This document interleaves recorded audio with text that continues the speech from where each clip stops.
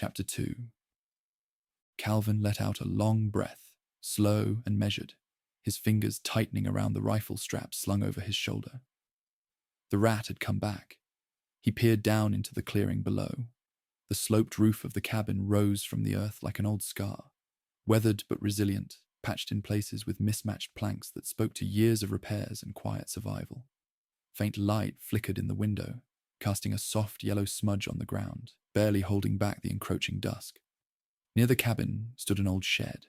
On its side, a water wheel turned steadily, its creaking rhythm blending into the noise of the surrounding trees, a pulse beneath the skin of the valley.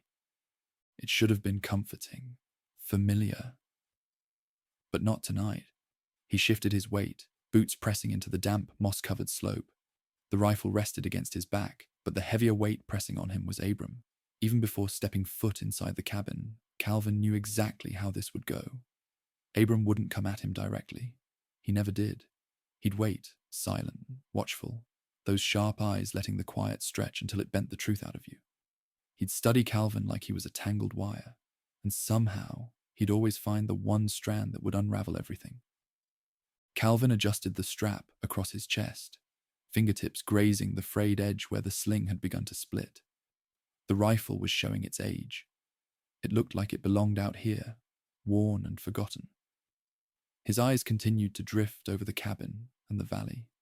It was old and hidden away. Calvin found comfort in this place. It wasn't like anywhere else. Even if life here in that tired wooden cabin had become more difficult as the years went by, they didn't talk much anymore. Abram didn't like the things Calvin wanted to talk about.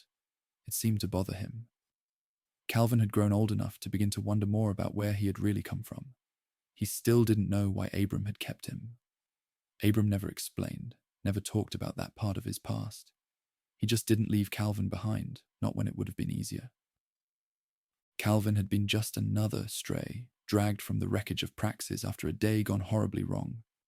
Bodies had lined the streets. Kids were left to fend for themselves. And the city had done what it always did, swallowed the story whole, turned screams into static. There was no reason for anyone to notice him. Sometimes Calvin wondered how much Abram even remembered about that day, because he didn't. Not a flicker, not a sound, not a single image of life before the cabin. And no matter how hard he tried, he couldn't figure out why he had been the one chosen, why he'd been saved while so many others were left behind. Now, years later, what did they have between them? Not trust, not clarity, just silence, just fights. 100 chances to speak that always passed them by. Maybe he was never meant to stay. He sighed and started his way down the slope. The descent was steep. The dry dirt shifted under his boots, pebbles slipping ahead of him like loose thoughts. He leaned forward into the slope, moving slowly, carefully. One wrong step and he'd fall. His hand brushed the rifle's stock. Solid, familiar. Maybe he should stash it before going in. Abram wouldn't be happy to see it. Calvin could already hear the quiet disappointment buried in that steady voice, the disapproval masked in careful words. He slipped a hand inside his jacket, fingers finding the curled edge of the photograph. Still there. The corners were worn, the paper creased and smeared with dirt. Brooklyn's face looked up at him, her smile crooked, partly torn by damage but still shining through. He hadn't realized just how much it meant until something tried to steal it. Maybe Abram would understand that. Maybe he'd see the difference. Calvin scoffed softly, the sound bitter and short. Wishful thinking. Still, with Praxis looming just a few weeks away, maybe Abram would let this slide. Maybe, just maybe, he'd spare him the lecture. Unlikely, but not impossible. Calvin veered off the main path and angled toward the generator shed, choosing the long way around. The door protested with a long, aching groan as he pushed it open, stepping into the thick, metallic stillness inside. The scent hit him first, dense with oil, rust, and something sharper, scorched wire and the sour tang of melting plastic. The generator throbbed low at the back, pulsing like an aging heart. Its uneven rhythm filled the room, matched by the faint flicker of power cells lining the wall. Their blue light blinked erratically. like stars on the verge of going out. It was a mess in here, organized only by the logic of someone who lived in their projects more than their thoughts. Calvin moved carefully through the clutter and unslung the rifle. For a moment, he didn't do anything, just held it. The scratched plastic and faded edges felt almost natural in his grip, worn but solid. Familiar in a way few things were. His thumb traced the rough spot where Winstead had replaced the grip, cheap patchwork, but it held. Brooklyn had bought it. Winstead had made it work. For Calvin, that day was an odd mix of kindness and inner bitterness. Brooklyn had charged in, a box in her hands with a glint of mischief in her eyes. "Happy birthday, Calvin." She'd beamed, practically shoving the thing into his arms. He'd blinked at her, stunned. He didn't have a birthday, never had. Not one that anyone could guess at. "You can't just not have one," she insisted, fiery and matter-of-fact. "Everyone gets a birthday." He'd opened his mouth to argue, but Winstead was behind her, arms crossed. "Made sense to pick one," Winstead had said with a casual shrug. "Everybody's got to start somewhere." Calvin had tried to smile, but the kindness felt like a trick. The truth was, it didn't make him feel like he belonged. If anything, it reminded him that no one came looking after Abram had taken him in. Every year that day came back around, it dug a little deeper. A reminder he was unwanted or just forgotten. He crouched low and found a narrow gap between two rusted toolboxes. With care, he wedged the rifle inside, angling it just right so it disappeared beneath the drooping edge of a shelf. Then he grabbed a rag from the bench, oil-stained and stiff, and laid it across the weapon, smoothing it flat until it blended into the surrounding mess, out of sight. Maybe that would be enough. He stepped back and wiped his hands on his jeans, but the grime clung to his palms like guilt. Abram had never outright banned the rifle, but he hadn't needed to. "Guns don't fix anything," he'd said once, quiet but firm. "They just make it easier to break what can't be fixed." That was Abram in a sentence, always thinking past the moment, keeping Calvin in check, always imagining what came after. But Calvin didn't want to hear it from Abram. He cared less and less every day what that old man had to say. The gun was almost more a toy than something dangerous. And yet it was often the only thing that stood between him and something worse. He stepped out of the shed, letting the door creak shut behind him, and climbed the cabin steps. His boots hit the porch hard, the boards groaning under his weight. He kicked them off with a little too much force, sending them spinning into the corner. "I'm back," he called, flat and detached. The words hung in the air like smoke, more a statement than a greeting. From the basement came Abram's voice, smooth, sharp-edged, alert. "Calvin? What were you up to today?" Calvin dragged a hand through his hair. "Out by the ravine," he lied, without flinching. "Picked up a good spark plug for the bike." The stairs creaked as Abram ascended, each step deliberate, unhurried. His sleeves were rolled to his elbows, and his hands were streaked with something dark, maybe grease, maybe blood. His face was unreadable, carved from quiet strength and long years. He looked at Calvin the way old trees looked at storms, worn but standing. "The ravine, huh?" Abram asked, raising one brow. "You get all that mud slipping by the lake? Or were you chasing one of your forest friends again?" Calvin stiffened.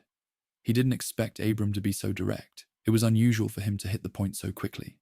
Calvin tried to play it off. "Slipped on the way back," he muttered, forcing another lie. Abram didn't respond at first. Instead, he reached into his coat pocket and pulled something out. Something small. Something familiar. A BB. Calvin's heart skipped a beat. It was his. The one he'd fired. The one that had grazed that rat thing. His stomach sank as the truth dropped into place. He hadn't imagined it. The creature hadn't just come back. It was here for Abram. It had crawled back to the cabin, wounded, bleeding. And Abram had let it in. Of course he had. "Strange thing," Abram murmured, rolling the BB between his fingers.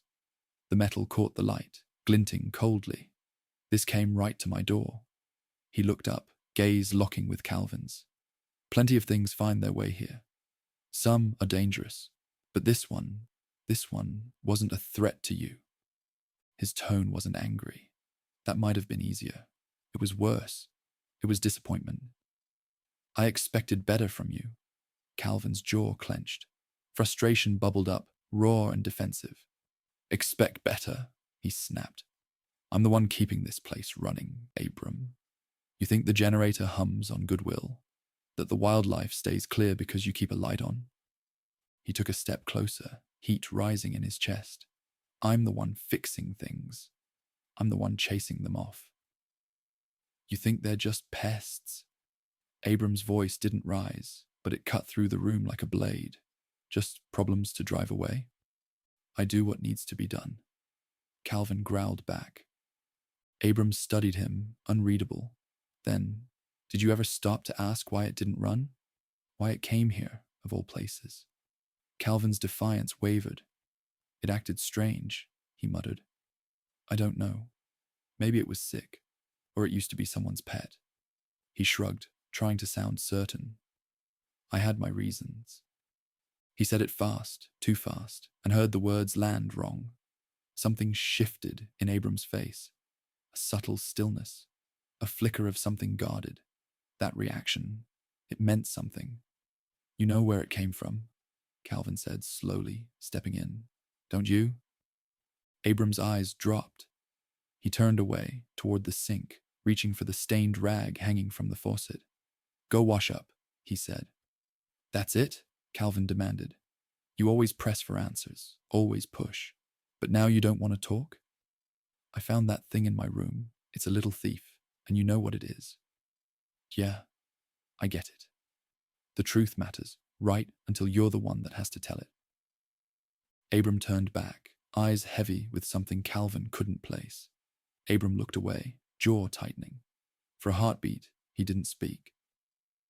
Because you're not ready for the truth, he said finally, quieter now. Not yet. Right now, you're not looking for answers. You're looking to win. And sometimes being right only brings problems. The words knocked the air out of the room. Calvin stood there, fists clenched, mouth dry, helpless.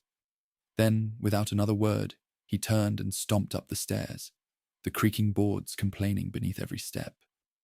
His room welcomed him with its usual clutter, metal scraps in piles, wire tangles on the desk, notes scribbled into the margins of crumpled manuals. The wallpaper peeled away in the corners, and the window trembled softly in the wind. He threw himself onto the bed, chest rising and falling with sharp, uneven breaths.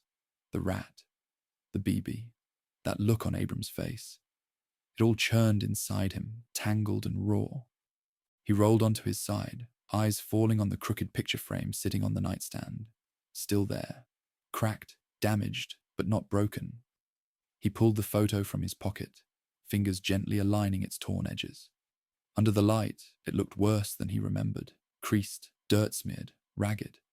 But Brooklyn's smile was still there, even if only half of it remained. He slid the photo back into the frame, rotating it to face him. He lay back, arms folded behind his head, gaze fixed on the ceiling. Abram knew something. He was hiding it. And this time, Calvin wasn't going to let it go. Not again.